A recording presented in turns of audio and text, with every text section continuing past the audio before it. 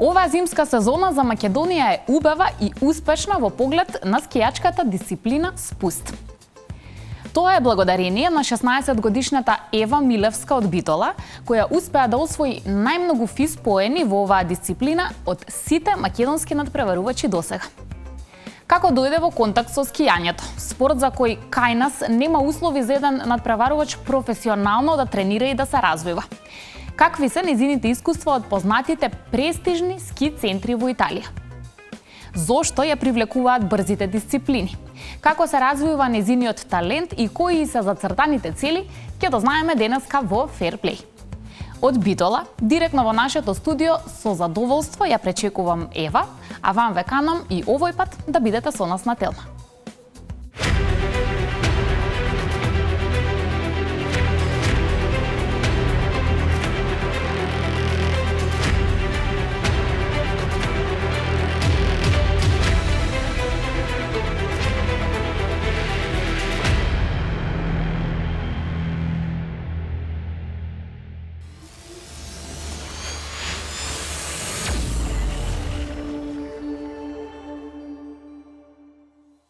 И покрај тоа што скијањето не е можеби меѓу спортовите кои се во Македонија најразвиени и имаат традиција, немаме услови, ако сме објективни, да еден скијач во Македонија може професионално да се развива и надградува. Меѓутоа, сепак, ако со ништата, желбите, талентот се големи и ако еден спортист ја добие поддршката од семејството, од околината, од училиштето, на крајот од денот и од државата и од спонзорите, тогаш ќе слушнете во продолжение дека е возможно и да се обиде сите нив да ги исполни. Како сето тоа изгледа, какво е секојдневието на една млада девојка која што го сака скијањето и веќе успева да постигне добри резултати кои се мотивација во иднина да бидат уште поголеми, ќе ни раскаже Ева Милевска која од Битола допатува денеска во студиото на Ферплей. Ева, добре дојде. Добро ве најдов, ви благодарам за поканата да биде мојата приказна слушната, мојот живот и успесите кои ги имам направено. Да, и да бидат, се надевам, мотивација за особено младите, твоите врсници, можеби оние кои се помлади, да не се откажуваат од она што го сакаат. Веќе најавив скијање. Тоа е твојата спортска приказна која што природно потекнуваш од Битола, започнува на планините, односно планината во овој град. Некаде прочитав 4 годинки. Возраст кога прв пат се качи на ски. Како изгледаше тоа? Беше дете што не се плаши од моментот да застане на ски? Од секогаш сум го сакала адреналинот, но тогаш никогаш не мислев дека ќе се впуштам во овие води на професионалното скијање. Тогаш ми беше забава, игра, значи инструкторот кој ми беше буквално на место лево и десно, зашто не можев тогаш да распознавам, ми кажуваше мече и зајче. И понатаму на 7 годишна возраст одлучив дека навистина сакам ова да го правам, дека постои и од Македонија таква можност да се впуштам во професионалното скијање и да бидам конкурентна со светските скијачки. Да. Член на скијачки клуб Пелистер, така? Да. Се уште си? Да. Таму ти беа и првите чекори со инструкториот, таму учеше на почетокот да скиеш? Како се одвиваше тоа? Па имаше локален еден инструктор кој е човек во години и стварно, мислам, цела планина него го знае. И така моите родители, за да не седам дома, зашто бев многу темпераментна, ме пуштија таму преку зимата. Да, таму да поминуваш време, да. Таму да учиш и да скиеш, да. Добро. Но, како што кажав, на никој не би му паднало на памет дека нешто вакво ќе се случи од само забава. И добро, го помниш ли тој момент кога низ целата таа забава, уживање на ски, ти сфати дека сакаш тоа да го правиш и ќе одиш дома и ќе им кажеш на твоите, ова ќе ми биде мене нешто со кое што професионално ќе продолжам да се занимавам. Како, кој е тој момент? Како што кажав, на 7 години бевме на викенд, мислам, приватно со моите родители на Попова шапка и таму имаше македонско првенство до 16 години. Значи од 8 до 16 И кога видов капи и цел тоа спремање на старт, целта како изгледа, собројчињата, загревање, јас стварно се заљубив, мислам, на прв поглед. И сакаш и ти да бидеш дел од една таква приказна? Да. И од тој момент продолжуваш веќе на 7 години, сепак се уште продолжуваш тука во Македонија да малку попрофесионално ова го правиш или? Не, тогаш се запишав прв пат во клуб кој се бавеше со алпското скијање на некој попрофесионален начин. И тоа што подразбираше, патувања или работење во Македонија? Не, мислам на 8 години го имав првиот мој тренинг камп на Глечер. И мислам дека после тој прв тренинг камп на Глечер започна сето тоа да станува се по-професионално и да сваќам дека сакам тоа да го правам и сепак се враќаме на тоа како се осеќав на 4 години, дека на крајот на денот мора да е уживање, не може само да е притисок и Да, оној момент на надпреварување, да се биде подобар и подобар. Добро. Во скијањето имаме, знаеме што се однесува до тие алпски дисциплини и дисциплините на светскиот куп се неколку. Како во твојата приказна оди нивната поделба, има ли нешто што ти е омилено, нешто во што сега си најдобра? Или едноставно мора човек да се обидува колку толку да подеднакво напредува во сите дисциплини? До 16 години во главно се скијат техничките дисциплини, слалом и велеслалом, затоа што брзите дисциплини поради безбедност се забранети, иако супер велеслаломот може да се тренираат од Fist Children категоријата, што е под 14 години, под 16, но сепак до 16 години јас тренирав само технички дисциплини и од ова година започнав да ги тренирам и брзите дисциплини и повеќе сум посветена на нив. Ама некако свати дека добро ти одат брзите дисциплини, значи со адреналинот нема проблем. Страв, затоа што верувам знаеш кога еден фан или без разлика некој кој го сака спортот скијањето, ги гледа тие дисциплини, некогаш на вистина застрашувачки изгледа целото тоа забрзување, па од страна бројките кои кажуваат со која брзина се движи скијачот, нереални се на моменти. Па како е во твоја кожа, не ти пречи развивање на толкави брзини? Сепак мислам дека стравот го изгубив со градење на самодовербата, да им верувам на нозете и на телото, дека можам да го издржам тој притисок. Сепак, некогаш е тешко, затоа што, например, јас сум на старт и трката е прекината поради тоа што некоја пред мене паднала.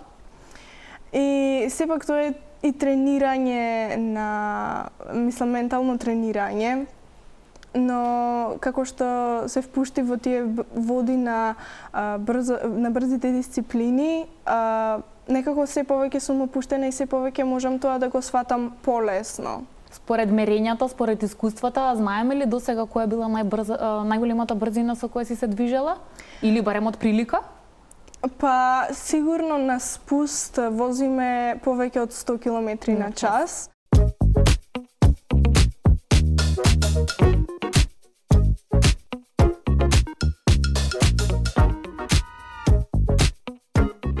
Како оди и еве некои основни да ни кажеш детали околу целокупното твое функционирање, заради тоа што кај скијањето една многу важна ставка е и рехабилитацијата и моментот што правиш додека не скијаш, за твоите мускули да можат сето тоа да го издржат. Така што дали е толку прецизно пресметано одморањето и начинот на рехабилитација после напорни тренинзи, особено во овие брзи дисциплини? Јас досега немав правилна рехабилитација, мислам, и не ми е срам тоа да го кажам. Од оваа година кога спијам заедно, живеам со девојки кои скијаат Европски куп, мене ми е задоволство да учам од нив. И задоволство ми е тие да ме поправаат во тие некои грешки што ги правам, што имаат големо влијание на моето скијање после. Например, за време на во текот на денот има различни некои детали кои што ми покажале да се задржам повеќе, например на загревање пред да одиме на планината, пред да почнеме со скијање. Има некои делови кои што ги имав испуштано порано, а сега се трудам се повеќе да се задржувам. Да. Добро, за да биде јасно за нашите гледачи, сега учиш и ги зголемуваш своите знаења, ги подобруваш техниките во Италија, начелно и главно така, во најголемиот дел од годината. Зошто избра прво Италија? Италија е држава која што има традиција со скијањето, која што е многу блиску до Алпите, мислам ги има Алпите. Да. И тие скијањето го гледат како дел од животот. Значи, за нив скијањето не е цел живот. Тука е само едно делче од животот кој што сакат тоа да го прават. И едноставно уживаат во тоа. И затоа се мислам дека и толку добри во тоа. Имаат успеси, да. Кога зборував со Кристијан Гедина, кој што е многу големо име за светското скијање, на еден тренинг камп во Бјелашница, во Босна и Херцеговина, го прашав како да немам трема, затоа што имав проблеми со тремата на старт. И тој мене ми кажа, мора само да се опуштиш и да уживаш во тоа. Јас бев толку зачудена како може некој што е толку успешен да ми каже само да уживам. И ми беше тешко тоа да го применам, но кога почнав да тренирам со италијаните, сватив дека навистина тоа е рецептот за успех. Колку повеќе сум опуштена и колку повеќе уживам во цел процес на спремање, толку повеќе има и подобри резултати.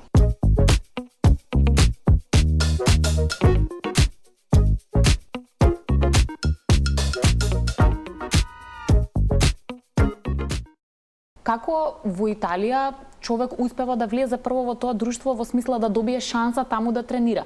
Дали требаше да исполниш некакви услови, дали имаше некакви тестирања или беше доволна само твојата желба и волја, па понатаму времето да покаже дали вреди, нели, да се развива овој талент? Значи, има ли посебен начин како заслужуваш да ги добиеш тие тренерски имиња и да бидеш дел од тоа друштво на скијачи?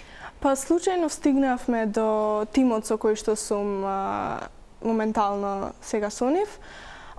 И нормално тие ми направија прво тестирање за физичка подготвеност, како технички сум спремна во скијањето, мислам не на капи, туку како во слободно скијање со некои вежби.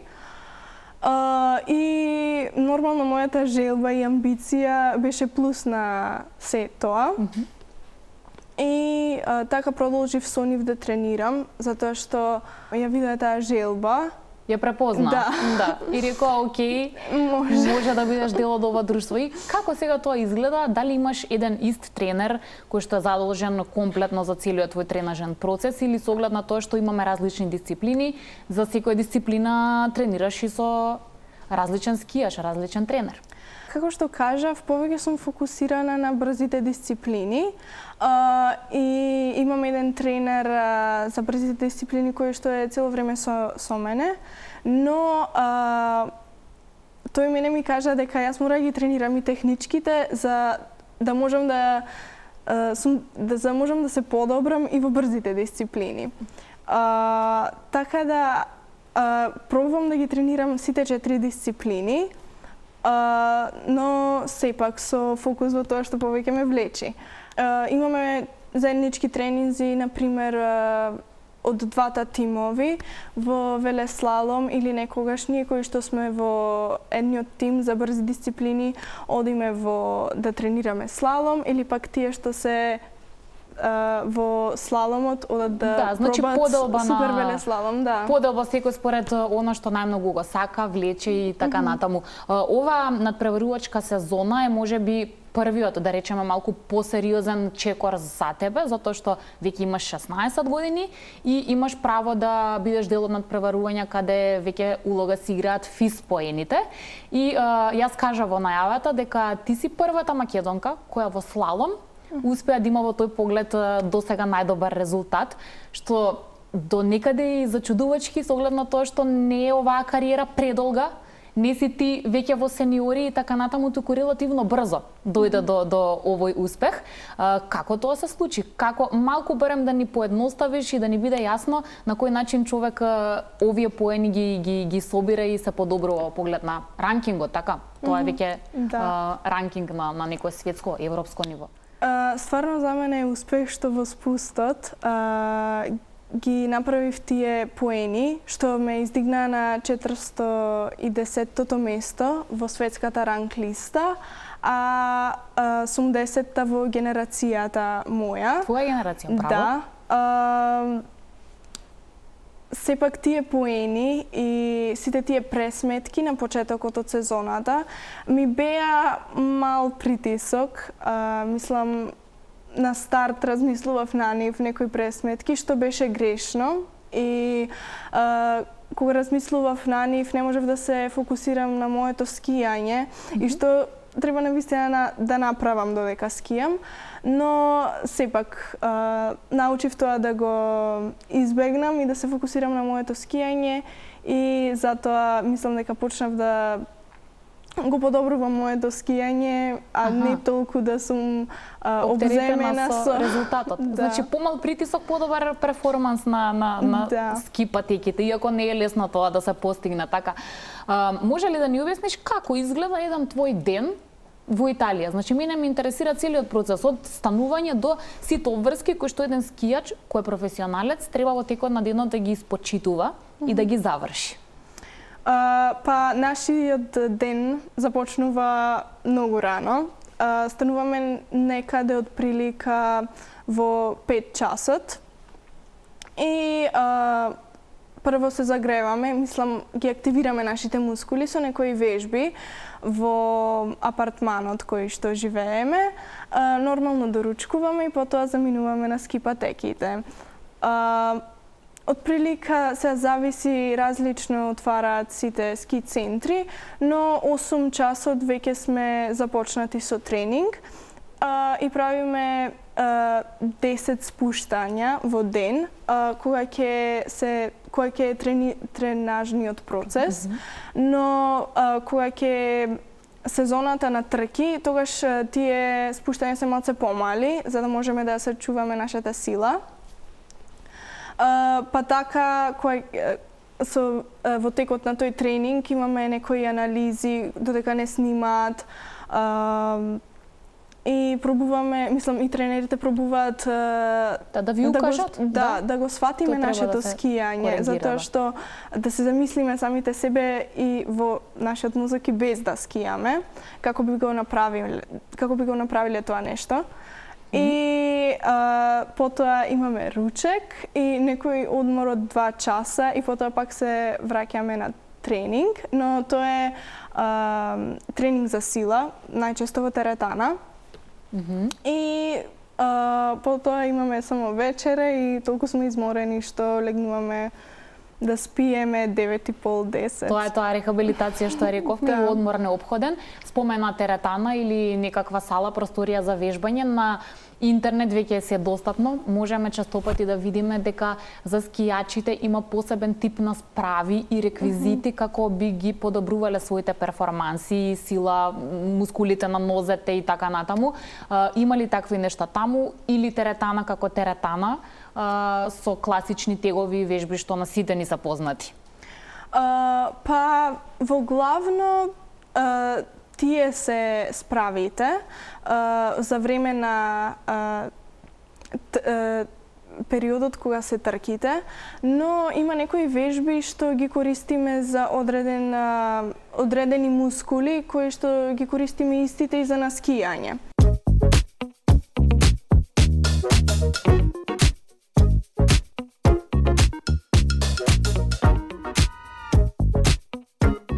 Рече дека го сакаш адреналинот, дека страв начелно нема.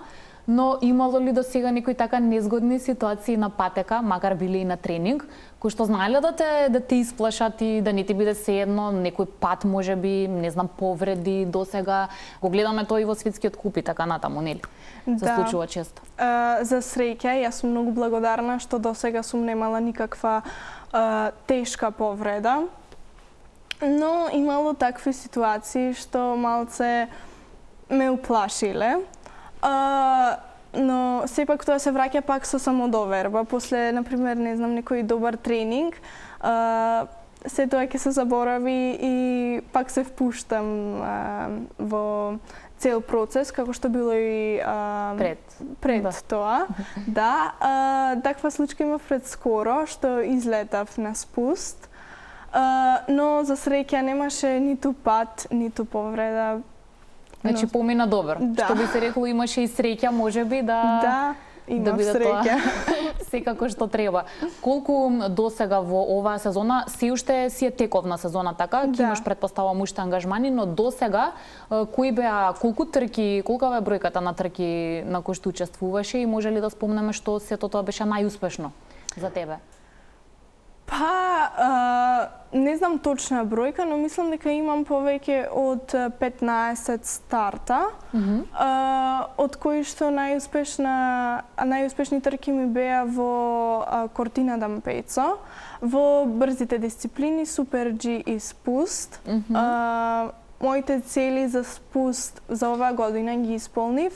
Се надевам дека ќе има уште некоја турка во Супер G, да го подобрам тој резултат. Исто така и во велеслалом, затоа што иако велеслаломот е техничка дисциплина, ја скијам и се надевам дека ќе имам некој старт слалом, но немам некои големи очекувања затоа што не го тренирав оваа сезона. Имало ли многу ситуации каде што не си успела да завршиш? Кои се главно причините во контекст на тоа? Значи, дали се падови во прашање, дали е, не знам, немање сила, енергија, неможност, едноставно неподготвеност да се дојде до целта, проблеми конкретни на патека?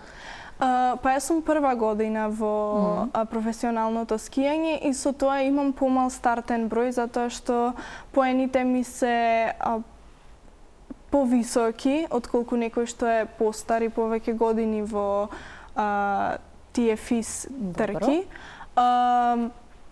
Во главно имало ситуации поради снегот и состојбата на стазата кој што била, но има и ситуации каде што сум излетала поради некоја грешка или техничка грешка и така натаму.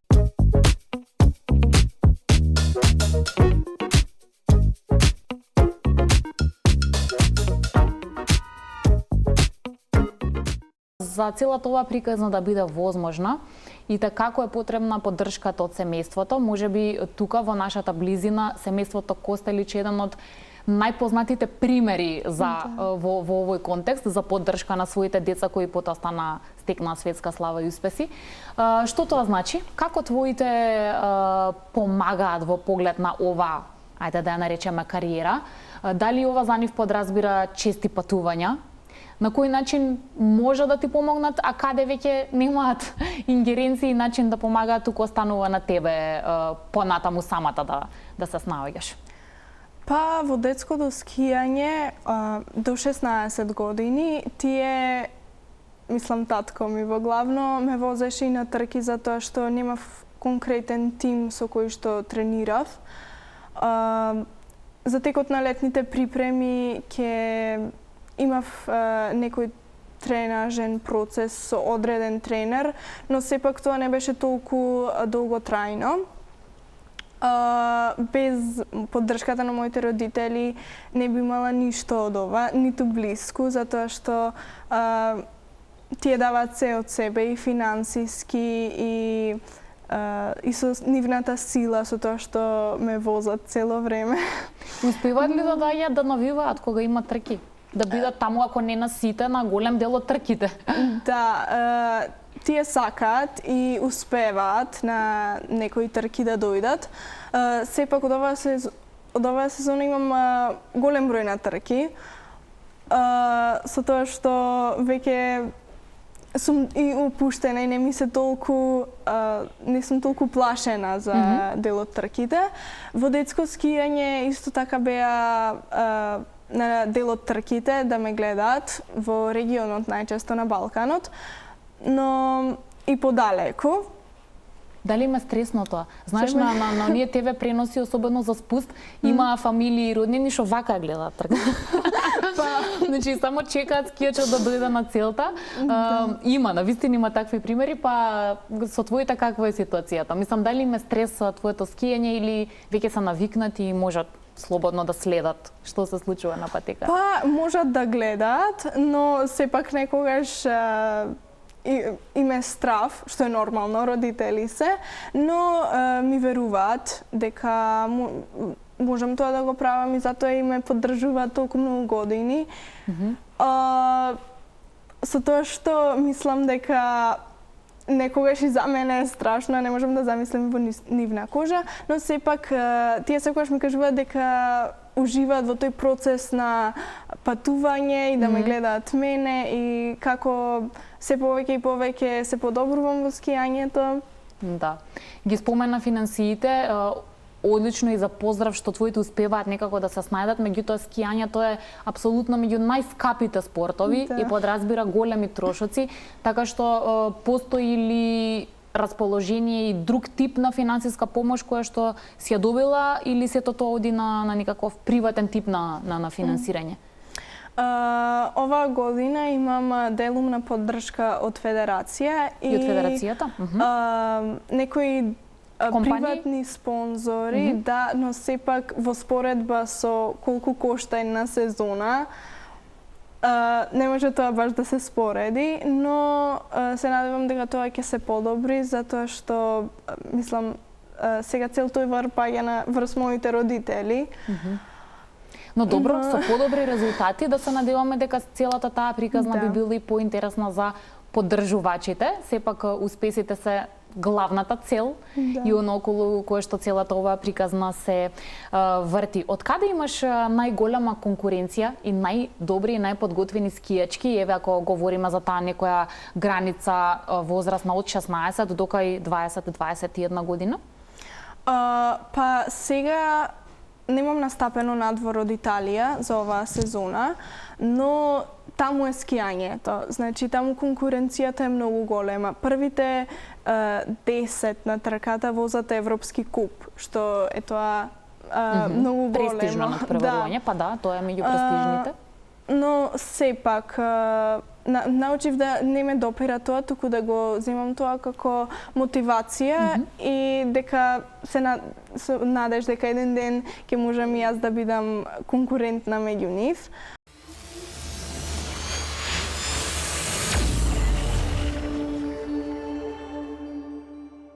Не сакам да заборавиме училиште, не ни смееме, затоа што имаш 16 години и сега во теќе твоето средно образование. Со оглед на тоа што често си надвор од Македонија, како се одвива сето тоа? Значи, како ги завршуваш година за година, како што оди поред, нели, предметите и така натаму? Јас сум во Саба, во Битола, средното училиште, што е приватно. И тие ми помогаат да можам да престигнам на сите страни. Како, например? Затоа што ти не си тука да ги слушаш предавањата и редовните часови. Тоа ти си нешто како да речеме вонреден студент, ама не си студент, се уште си ученик во средна школа. Па со некои различни проекти и пробуваат да ме вклучат на некој различен начин, но сепак да се чувствувам дел од класот. И стварно без нивната поддршка не би можела да скијам, затоа што гледам во Италија колку имаат проблеми со училиштето и си кратат од свој тренинг за да можат да одат да затоа што мораат да присуствуваат, да. Значи малку построги правила, така? Да, но па не построги, само што немаат некој систем за спортисти. еве моето училиште најде некоја алтернатива Да ти помогне? Да. А дали ти е тешко кога ете ќе се вратиш во Македонија, па ќе дојде ред за оценување, затоа што сепак на крајот од денот мораш да полагаш, мораш да направиш тестови, да бидеш испрашана за целиот тој материјал кој што се насобрал. Се снаоѓаш со тој дел? Па, јас сум амбициозна, како што сум и во скијањето, така сум и во училиштето и пробувам и со што најдобри резултати да ги поминам тие испрашувања или тестови. Да. Значи, кога се сака, се може. Да, Успеваш така е. и во тоа. Раскажи ми малку за тие патеки што, еве, јас, например, ги гледам само на ТВ пренос. Јас помна Кортина Дампецо, а и ред други на Алпите, па и пошироко. Спомена дека и тука некаде на Балканот си била во дел од поголемите ски центри. Каде ти е најубаво? Каде било можеби до сега најтешко и најкомплицирано да се справиш со некој од патеките? Ќе почнем од најтешко. Најтешко ми било во Санта Катерина, затоа што стазата на делови има компресија, каде што тешко е да се вежба тоа од стрмно во рамно. И таму го имав баш тој проблем што излетав во спустот. Но потоа имав можност да тренирам таму со како некој си национален тим од Ломбардија, што е регион во Италија. И тој тренинг стварно ми беше квалитетен. Но во врска со кое ми е најомилено место, секогаш се враќам на, не знам, на Балканот, затоа што таму сум пораснала со тие луѓе, со таа средина. Например, како, не знам, Пелистер, Маврово, Копаоник, Бјелашница. Имаат некое посебно место за мене, затоа што таму ги добив првите медали и пехари. Но секоја планина за мене е, не знам, стварно најбавото нешто. Како поминуваат летните месеци на скијачите? Каде си најчесто летно време? Па вака, нашата сезона завршува од прилика во април и мај ни е слободен, но всушност не е слободен, тогаш се подготвуваме физички за наредната сезона. И доколку има снег, мислам природата колку што ќе ни даде, јуни и јули ни се месеци каде што започнуваме се од почеток. Значи се од нула, се од тие технички детали.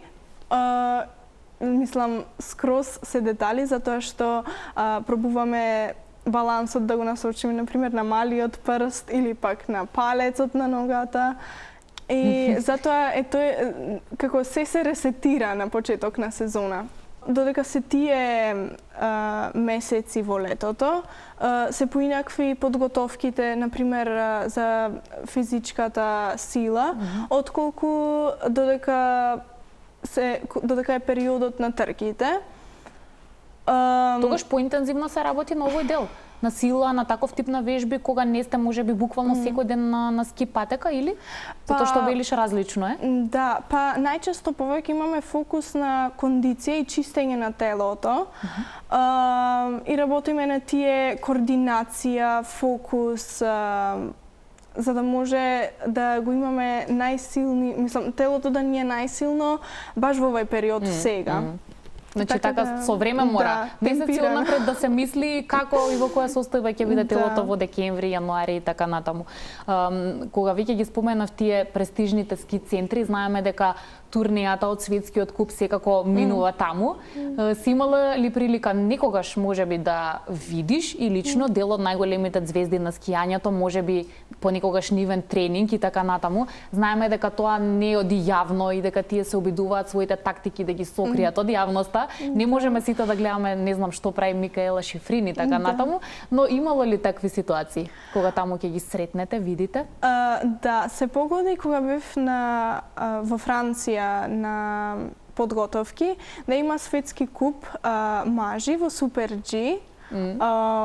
И стварно беше како Формула 1, мислам, толку беа брзи, толку мислам, никогаш нема да го заборавам тој момент кога ги запознав имињата што ги гледам на телевизија.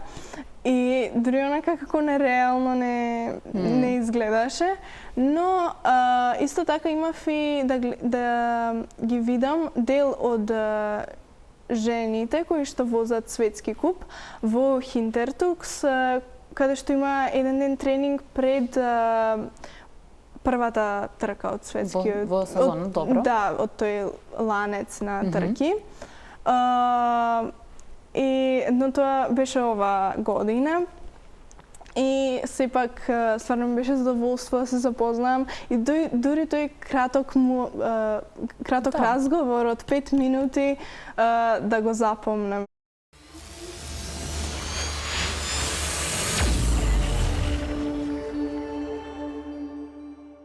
Како ќе се одвива твојата сезона сега до крај?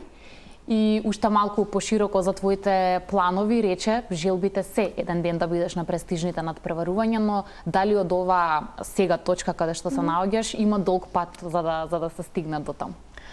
Како што кажав, сезоната трае од прилика до средината на април. Јас се враќам за отприлика една недела повторно во Италија да ги продолжам тие трки и тренинзи кои што се, да кажеме, последни за оваа сезона. Во долгорочен план се трудам да не размислувам многу понапред и да не бидам премногу амбициозна, затоа како решение на тоа, пробувам за секоја година да имам одредена цел, а да не лутам од сезона сега, по сезона. Да, добро. Од сега, например, за до 10 години што ќе биде и каде ќе бидам. Сепак, ако не сонувам големо, нема да сум спортист. Мислам дека секој спортист тоа има некои желби и да, зацртани цели едноставно, така, да. Во врска со тоа што каде што сум сега, мислам дека има простор нормално да стигнем до европскиот куп, па понатаму и до светски куп. Дај Боже. Ти благодарам многу. Јас сум среќна што беше дел од Fair Play. Уште еднаш повторувам за да бидеш мотивација за сите твои врсници, млади луѓе, да се борат за тоа што го сакаат, а ако еден ден те гледаме на престижните надпреварувања, се разбира сите ќе навиваме за твоите успеси. Ви благодарам и вас многу. Ти благодарам и со успех и до крајот на оваа сезона, а и понатаму. Тоа беше нашата драга Ева. Зборувавме на тема скијање прв пат во рамки на оваа сезона од Fair Play, но се уште ете се во тек овие надпреварувања. Рековме, навиваме за неа и посакуваме успеси натаму, а се надевам дека и што почесто ќе можеме да зборуваме на овие теми, затоа што некако ни недостасува почесто да имаме успеси во зимските спортови. Вам ви благодарам што не следевте, што и овој пат бевте со Fair Play. Се надевам дека повторно ќе се видиме во нашиот познат термин и следниот викенд на Телма. До тогаш бидете добри, уживајте и следете нашата програма.